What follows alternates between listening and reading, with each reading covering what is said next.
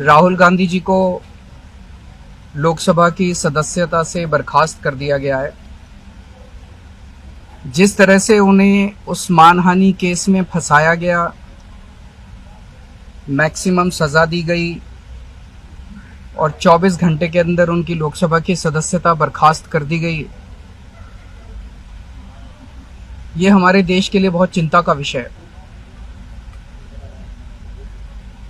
हम जुडिशरी का सम्मान करते हैं, लेकिन जो जजमेंट आया हम उसका समर्थन नहीं करते।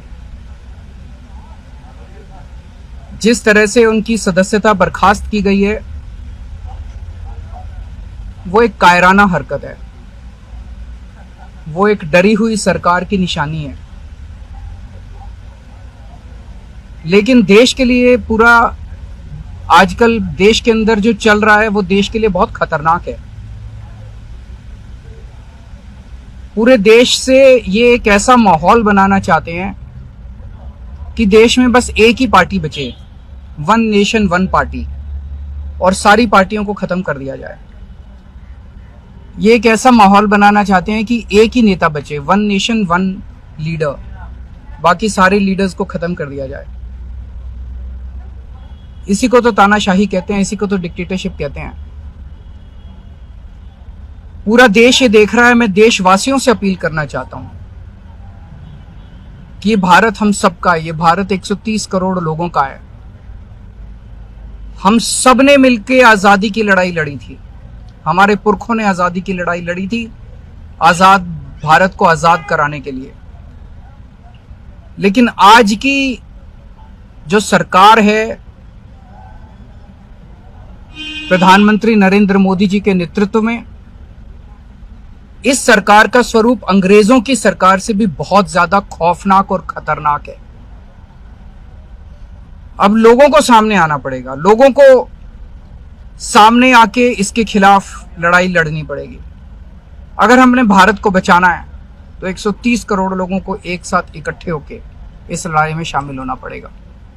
सरकार किसी की बने, कल को सरकार चाहे इसकी बने चाहे उसकी बने, इस पार्टी के बने उस पार्टी के बने, वो जरूरी नहीं है। लेकिन जिस तरह से जनतंत्र के ऊपर हमला किया जा रहा है वो सही नहीं है। अगर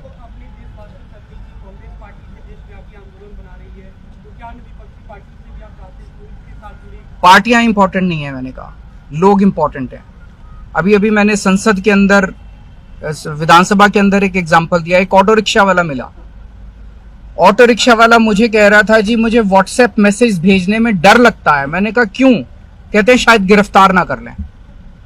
इस देश के अगर एक ऑटो रिक्शा वाले को व्हाट्सएप मैसेज भेजने में डर लगता है तो आपने 130 करोड़ लोगों को डरा के रखा हुआ है। ऐसे देश कैसे चलेगा? डर डर के लोग कैसे जिएंगे? और क्यों डर डर के जिए? हम, हमारा देश है, हम आजाद भारत के आजाद नागरिक हैं, हम क्यों डर डर के जिए? पूरे देश को व्यापारी डरा हुआ है, किसान डरा हुआ है, मजदूर डरा हुआ है, नेता डरे हुए, सब लोगों को डरा के रखा है। जुडिशरी डरी हुई है, जज डरे हुए हैं, मीडिया वाले डरे हुए हैं, सबको धमकाते हैं ये लोग, सबको ईडी और सीबीआई और इनकम टैक्स की धमकी देते हैं लोग। सर, इससे पहले हमने देखा कि आप लोग के कांग्रेस के साथ रिश्ते काफी खराब रहे, लेकिन आज 14 वो इम्पोर्टेंट नहीं है। हमारे आपस के रिश्ते इंपॉर्टेंट नहीं है। इस टाइम देश को बचाना इंपॉर्टेंट है।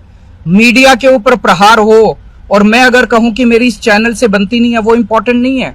किसी से बनती है या किसी से नहीं बनती, इससे व्यक्तिगत अच्छे रिश्ते हैं कि व्यक्तिगत बुरे रिश्ते हैं, वो इंपॉर्टेंट नहीं है। 130 करोड़ लोगों को, सब लोगों को साथ आना पड़ेगा।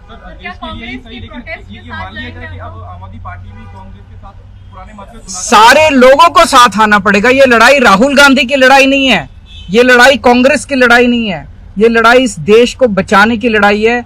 एक तानाशाह से, एक कम पढ़े लिखे व्यक्ति से, एक अहंकारी व्यक्ति से इस देश को बचाने की लड़ाई है। Thank you.